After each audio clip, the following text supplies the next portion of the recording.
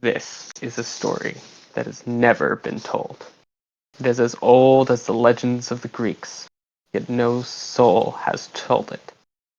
That is why I tell it today. The story begins on a bright summer day, where we see Simon leaving his village, as a day prior he had received a letter from Alexander, the king of Greece. He was well known throughout the country as being good with a sword. He was also renowned for being incredibly strong. There are many places where people told stories of his incredible strength. The letter dictated that he was to go north and help fight off invaders that had started attacking the country. So Simon set off, prepared to face whatever challenge awaited him. 1 month later, when Simon returned victorious from his battle up north, he returned to discover that his village had been destroyed. Simon ran down to the village to try to find survivors as the water fell down from the sky, helpless to stop the fires that spread across the village. As he looked around at all of the destruction, he felt both anger and anguish as he saw how many lives had been taken, how many houses that had been ripped apart. He knew that whoever did this had to pay.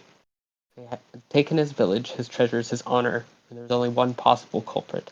The men from the north that he fought for the king must be to blame.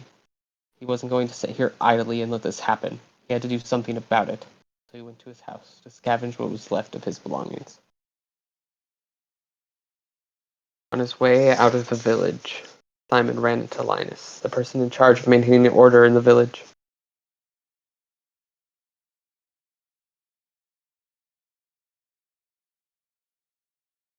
Maintaining order in the village. And Linus told Simon everything that had happened while he was away. He told him about the pain that the northerners had caused them, and about how they tried to defend the village but were quickly overrun. The men had tried their hardest to fight against the invaders, but there was nothing they could do. They tried everything they could do, but still it wasn't enough. Linus could only present Simon with a description of the leader and the direction the army left.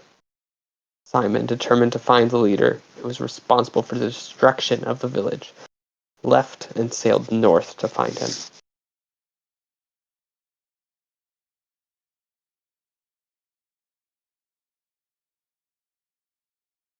Simon went as far north as the river would take him, but he came upon a forest that seemingly oozed of darkness.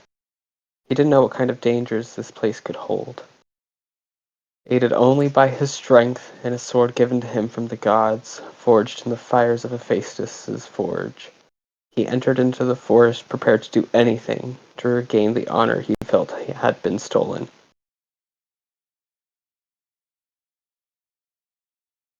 The storm was only getting worse, which caused Simon to continue on foot. The forest was filled with bodies of the dead, who, restless, came back to bring others the same agony that they had suffered. Souls were unable to move on to the underworld. They had been unable to receive proper burial. But Simon, strong and quick-witted, killed many with his blade, and managed to escape unscathed, and continued on his path to the northern village, where he would find the people that destroyed his home.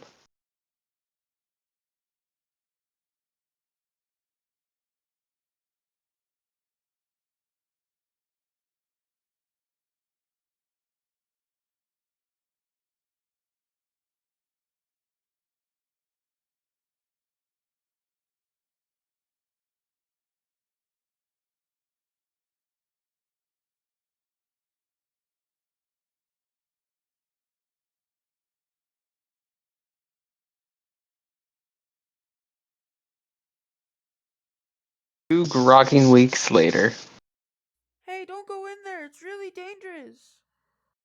as Simon approached the cave, a man tried to warn him.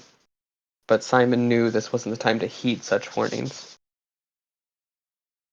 Simon ran into the darkness, ready to face anything.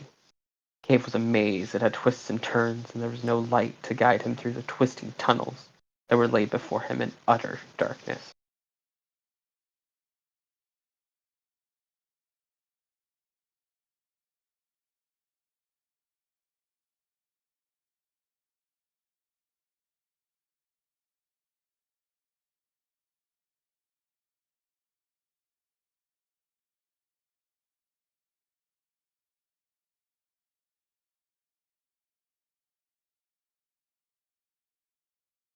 It must have been only through divine grace that he was able to make his way out of the cave and onto the bridge on the other side of the mountain that allowed him to continue his search for the man who caused the destruction of his village. 4 weeks later, he had finally reached his destination, the mansion of the man who had orchestrated the attack on his village, the man that had taken him for granted and taken everything from him. Now he ran up the stairs to the second floor where he scoured for any sign of the man. He looked in every room he came across and searched endlessly for the person that had destroyed his village. Racked with grief and anger,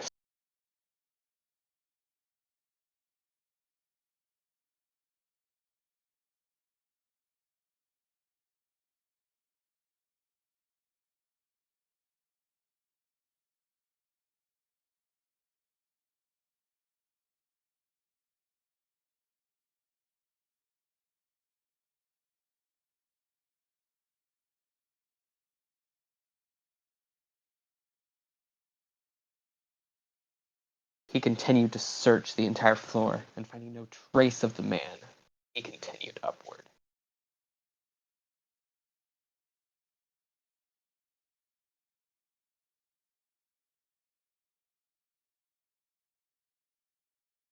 Simon continued round the corner, and he saw the man, and the man turned to face him.